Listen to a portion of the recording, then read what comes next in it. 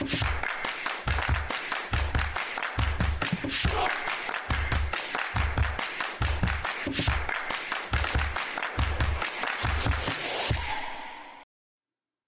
gang, and welcome once again to the Duct Tape Studios. I'm Jeff McAleer, your host here at the Gaming Gang channel. On this edition of Why You Should Play Something Different, because normally in this series I share a game system and then talk about, obviously enough, why you should play it. Today I'll be discussing a game setting, one which is designed to be utilized with the 5th edition Dungeons & Dragons rule set. And I'll be talking about why you should play the award-winning Brancalonia from Acheron Games. A few things I want to mention before I start diving on in. First, I'm going to talk about the future of Brancalonia, because on the very near horizon is a Kickstarter project which is going to aim to fund an additional 3 books in the series. Something I'm pretty excited about, and I'll talk about that in just a bit. Now, as I discuss Brancalonia, I am actually going to be flipping through the 4 books that currently make up the series. Now, 2 of these books are available right now. This is the core setting book and Macaronicon. Now, the other 2 books that I'll take a peek at real quick are actually arriving in stores in October. The first is Jinx's Almanack, which I've actually shared an in-depth first look at on my live show, the Gaming Gang Dispatch, which actually airs here on YouTube at 7 p.m. Central, Tuesday, Wednesday, and Thursday evenings. And then the other is The Empire Wax Back. And that, I will just share a quick peek inside because I will take a far deeper dive on a future live show. So I will also mention, I'll be talking about things with Brancalonia. As I'm flipping through, you'll be looking at things which have absolutely nothing to do with what I'm talking about. But I don't shoot just talking head videos. I always like to give you something to see, especially related to the game I'm talking about. And I also want to share the just phenomenal production quality of these books. Artwork is top-notch. Paper stock is excellent. These books are really designed to hold up to a lot of repeated use at your game table. So if you're not familiar with Brancalonia, it is a low-level, low-magic fantasy world which is built upon a fantastical, mythical Italy. Now, is it Italy itself? Okay, it's not Italy per se. This is the map here, but pretty darn close to looking like Italy. And this is actually based on Italian folklore and myth, history, as well as Italian literature and even pop culture. So Acheron Games likes to call this spaghetti fantasy. And spaghetti fantasy is kind of a play on spaghetti westerns. If you're not overly familiar with spaghetti westerns, it is a genre of film which was very popular in the 1960s and 1970s, where they were westerns which were shot in Italy. Sometimes they were shot in Spain by Italian directors, and they normally would have a relatively small budgets, and they had a very distinct look to them. They were far grittier and realistic than the westerns you would have seen that came out of Hollywood in the 1950s and early 1960s. In fact, if you watch some of those old Hollywood westerns, you wonder, didn't anybody sweat? Didn't clothes get dirty? It's like, come on, it's the old West. So if you aren't overly familiar with spaghetti westerns, may I recommend you check out just about anything that was directed by Sergio Leone, especially Once Upon a Time in the West, as well as The Good, the Bad, and the Ugly. Just a couple of examples. But I gotta say, I don't feel Brancalonia really draws a ton of inspiration from that sort of spaghetti western, because those were deadly serious movies. Brancalonia draws a lot of inspiration from kind of the Terrence Hill, the Bud Spencer films, the lighter-hearted, more comedic spaghetti westerns. In fact, I have to laugh because I recall seeing one of the Bud Spencer Terrence Hill movies as a kid in a theater. Now, I don't know if that was a first run or if it was the film being re-released or something like that, but I do remember seeing it in the theater. So this is also a picaresque role-playing game. And if you're not familiar with that term, picaresque is essentially a story or novel or tale of some sort where the protagonists aren't the most savory characters you've ever seen. Now, I'm not saying that they're villains. They're certainly not even anti-heroes, but they're not the sort of people you would bring home to meet mother. So they tend to survive by their wits and a sprinkle of luck. And they tend to live in a society which is rather corrupt or even morally bankrupt. So, some examples of pretty famous picaresque characters would be Huckleberry Finn or Han Solo. Or if you want to look at the fantasy world, take a peek at just about any of Jack Vance's Dying Earth stories because his protagonists tend to be picaresque. Although, I gotta admit, there's a couple who are far more villainous than you would normally see in a picaresque setting.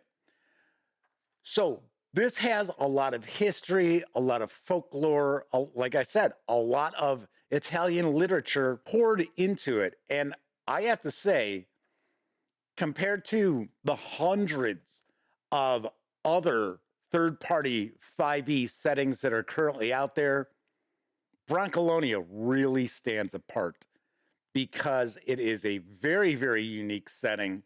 It is something which provides for, I'm going to use this word a few times during this video, tons of fun. Well, it's more than one word. Well, fun.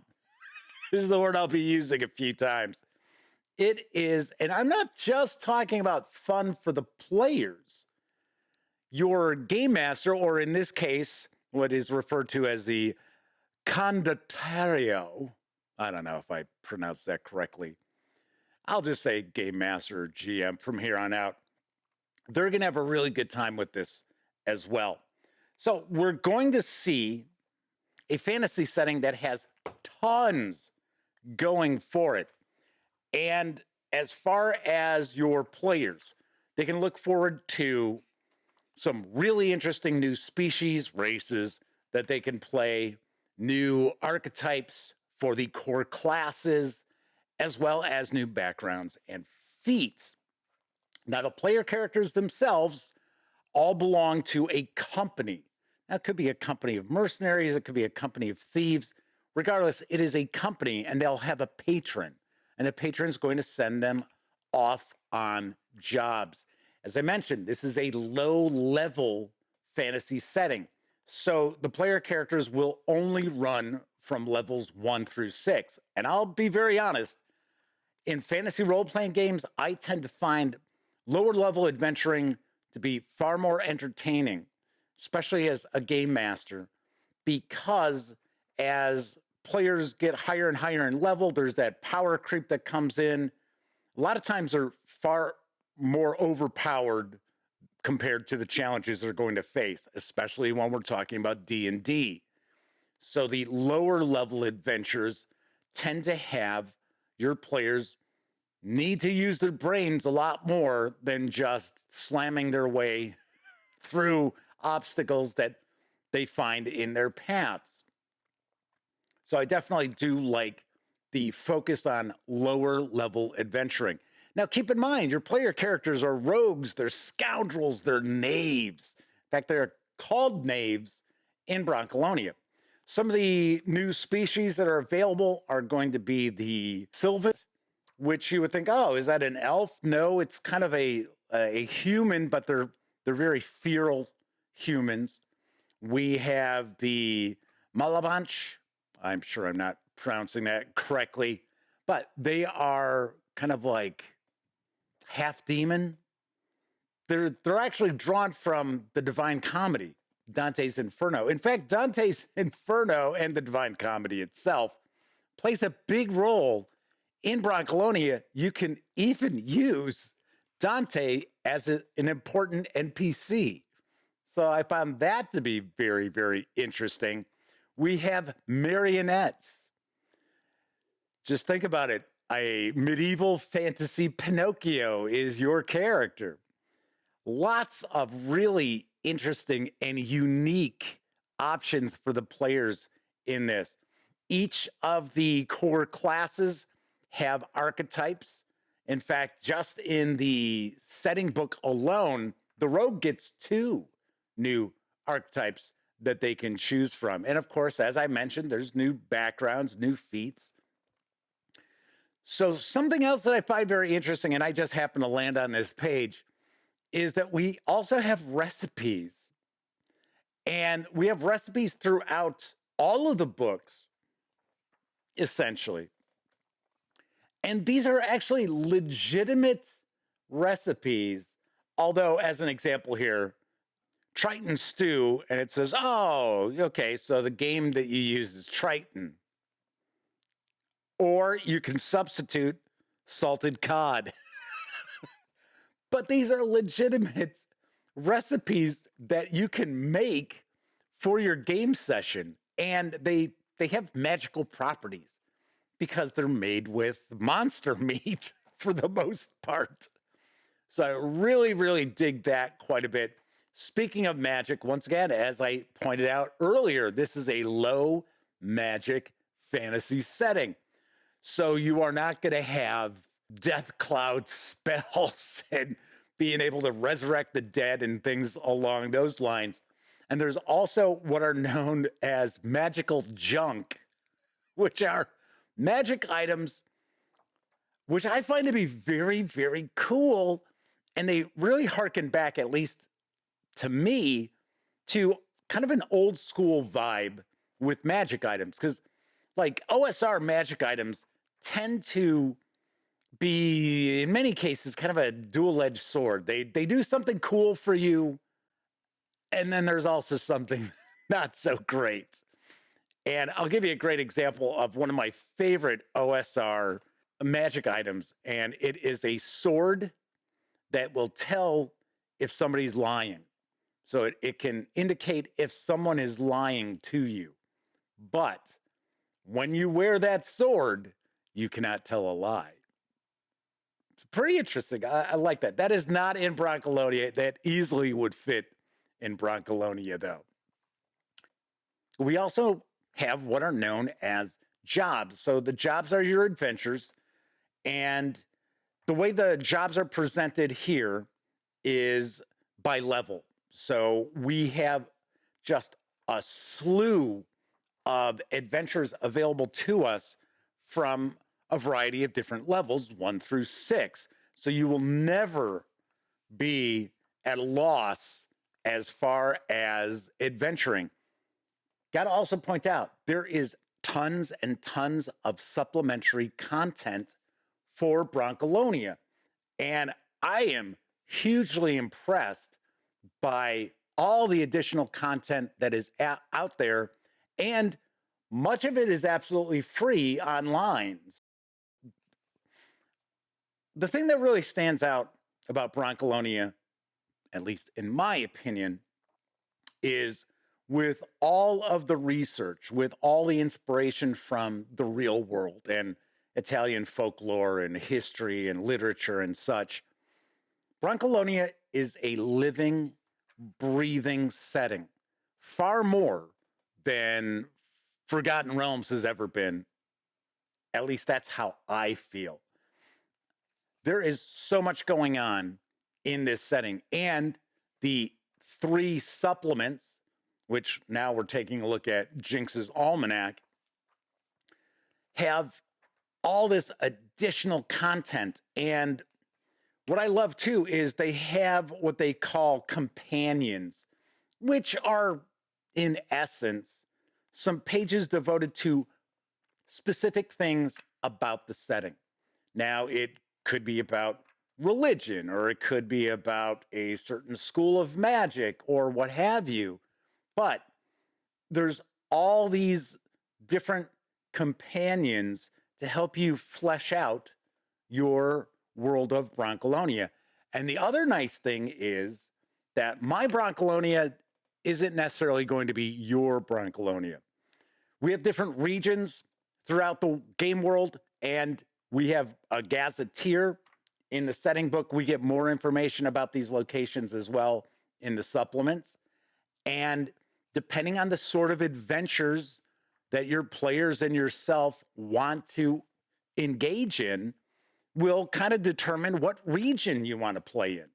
So if you're looking at more of a monster hunting sort of game campaign, well, there's a region for that. If you're more interested in the political dealings and the backroom backfighting and the politics of Brancalonia, there's a region for that as well. As far as the adventuring, you are looking at a scene-based adventure. So as opposed to other role-playing games, other role-playing settings, you're looking at pretty linear adventuring, which I know a lot of people out there are not as turned off by the railroad as they used to be. And I say it all the time, railroads can be a lot of fun. All depends on the scenery you saw on the trip and how entertaining your destination is. And you will find, not only in the setting book, but in these supplements as well, loads and loads of adventures that you can tie together as campaigns or just play as one-shots. These adventures will run probably a session or two. Most of the adventures aren't going to run longer than that. And there's a real sense of humor to Brancalonia. So these adventures kind of knowingly give you a little wink and a nudge in many respects too. As far as the monsters, we get a lot of various different monsters inspired by Italian legend and myth, and very, very cool. Like them quite a lot. They are not just your standard goblins and orcs with the serial numbers filed off. Speaking of serial numbers filed off, this is also not a high fantasy setting, and it's like, say, Forgotten Realms with the serial numbers filed off. No, this is a very, very unique, low magic, low level, medieval fantasy setting. Talking about drawing inspiration from literature, Dante is actually an NPC that you can utilize in the game. In fact, Inferno, which is another 5e setting that Acheron Games has released, which we will be taking a look at the Gaming Gang in just a bit, that ties into Brancalonia as well. So remember I was talking about those half demons? They're actually from the Inferno. Now, lastly, we're going to take a look at the Empire Wax Back. And I'll be very honest, this is the first time I've taken a peek inside this book. I do understand that it's got more companions, it's got more optional rules, it's got more, I believe there's a new species, as well as new backgrounds, archetypes, things like that. But I believe the focus of the Empire Wax Back is warfare. And this contains a full-fledged campaign, whereas the adventures in the setting book and the first two supplements are all standalone adventures. You can tie them together easily enough. This actually is a full-fledged campaign. It's just kind of flipping on through here. Here we go, new personalities, new backgrounds. I will mention, if you are familiar with Warhammer Fantasy Roleplay, which I am a big fan of, and I really do like the old world, this is not all that similar to it. I know there have been some folks I have heard online talking about how, well, Brancalonia is is just kind of an Italian Warhammer Fantasy roleplay. I completely disagree. Number one, the mindset behind Brancalonia is far different than Warhammer Fantasy roleplay. Warhammer Fantasy roleplay, the player characters are low life. They usually, I mean, there you could have some who are fallen nobility and things along those lines. But as far as Warhammer Fantasy roleplay, you're looking at society is always looking down on the player characters for the most part. Now, granted, there are classes of people that the player characters are allowed to look down on themselves, but for the most part, it is just a dirty, grimy world where every politician, every noble is corrupt and a boob and an idiot and very satirical. And I love it. Don't get me wrong. I really love Warhammer Fantasy Roleplay. Brancalonia is not that, because the player characters they are lowlifes, they are scoundrels, they are rogues, they are knaves. But they're also trying to do the right thing most of the time. So they're kind of slackers. They're not necessarily looking to perform evil deeds or anything along those lines. They're looking to make a buck the easy way, really, is what it all kind of boils down to. If you have not checked out Brancalonia, and as I mentioned, there is going to be a Kickstarter that is starting very, very soon. I'm going to talk about that in just a moment. But there's going to be a link on that Kickstarter page for you to download a quick start for Brancalonia. I'm not sure if that quick start is out there as of right now, say on like Drive-Thru RPG or something along those lines. But I know there will be a link in the Kickstarter page. So as you can see, this is the information about the campaign. So here we have the different scenes, as I had mentioned before. This looks really cool, I gotta say. I will have a far deeper dive on the Gaming Gang Dispatch, not this coming week because I've already got everything scheduled for this coming week, but the week after that, we will take a far, far deeper dive inside. But as you can see, we are still in that campaign. So it looks as if a good half of the page count, maybe even more, is devoted to the campaign. Looks like it's more than that. One of the species that I have to tell you about, which comes from one of the expansions, it is not in the setting book, are the feline folk, the cat folk. Now, unlike many fantasy role-playing games, these are not human-sized cat folk. They are actually large cats, about the size of a lynx, who walk around on their hind legs. Just think of Puss in Boots. There you go. You could play Puss in Boots. So this looks like we've got a pretty expansive bestiary here in this. Nice, very nice. All right. So let's talk about the Kickstarter, because the Kickstarter is arriving. Actually, it's going to be this week. There are a trio of books which are going to be aimed to be funded. I'm sure it's going to fund for Brancalonia. I don't know a ton about each of the books, but I do have a little bit of artwork that I can share with you. And I do have essentially some sell sheet information about the trio of books as well. So the first book is going to be the Spaghetti Fantasy Bestiary. And I know there has been some discussion of maybe calling it a worstiary, which Acheron Games reached out and asked me what I thought about that. I said, yeah, I like it. I like that. It kind of fits in with the whole Brancalonia sort of vibe.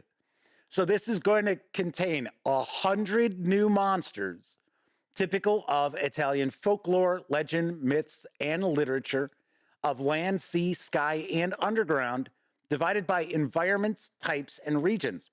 It's going to feature 25 new layer and territory maps, each with area by area descriptions, adventure hooks, rumors, and narrative elements categorized by play style.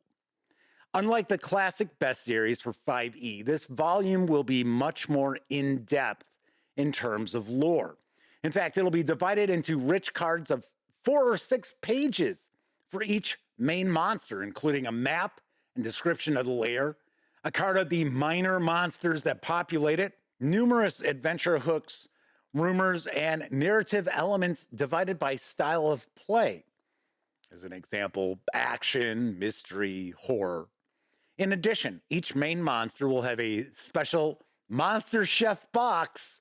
Remember I was talking about those recipes?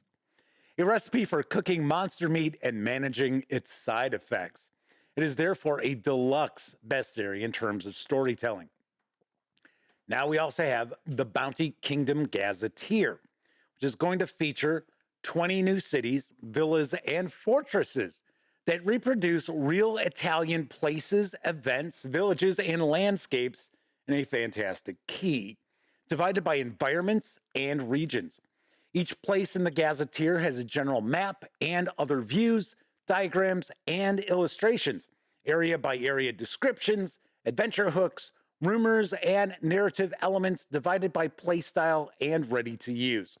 It also includes 10 new characteristic backgrounds, 3 new playable species, monsters and opponents typical of the cities and castles of the kingdom too. All the material can be used with all the other Brancalonia manuals or imported into any of your game settings.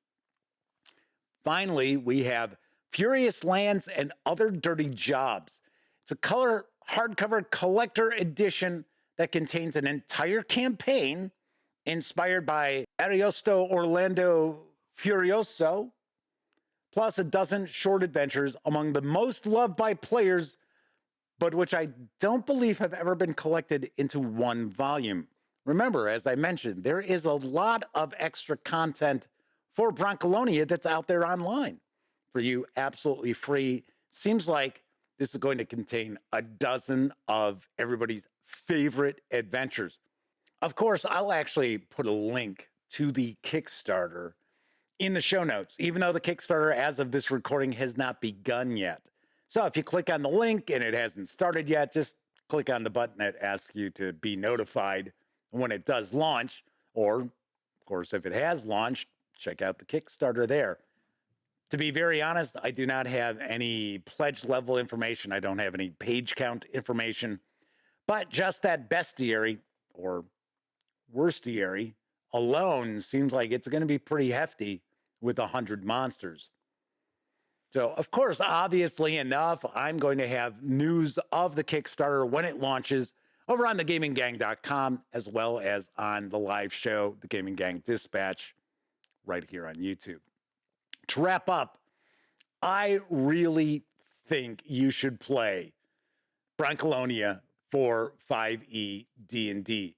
If you're a fan of the 5e mechanics, but you're looking for a fantasy setting that is far more lively, far more alive than what you'll find with Forgotten Realms from Wizards of the Coast, one that has a bit of its tongue in cheek, a little bit of a wink, wink, nudge, nudge to it, where your player characters are not great heroic figures, nor are they villains either. It's important to point that out. In fact, Brancalonia does recommend that your player characters be chaotic good or chaotic neutral, or maybe true neutral, but no evil characters. The adventures just aren't designed for knaves who would be evil anyway. But Brancalonia has so much going on. It's got tons of adventures already available for you. The monsters are cool and very unique. I love the different species that are available. The archetypes are very interesting. They really do play on those core classes, but make them very unique. All in all, Brancalonia is fantastic. I love it. And if I happen to run 5e D&D, I'd be running Brancalonia easily. All right, that is it for this time out. If you liked the video, by all means, please give it a quick thumbs up. Subscribe to the Gaming Gang channel if you haven't already, and if you do subscribe, don't forget, ring that bell. It'll not only let you know when I upload videos such as why you should play, it'll also inform you when my live stream, the Gaming Gang Dispatch, airs Tuesday, Wednesday, and Thursday evenings right here on YouTube at 7 p.m. Central. And of course, when you're not watching videos on the Gaming Gang channel, be sure to visit thegaminggang.com for all latest in tabletop gaming news, reviews, and a whole lot more that you will not find here on the YouTube channel. You know the drill. Get your geek on at thegaminggang.com. Once again, I'm Jeff McAleer. Thank you very much for watching. And until I see you next time, here's hoping all of you out there get to enjoy plenty of great gaming with your gang.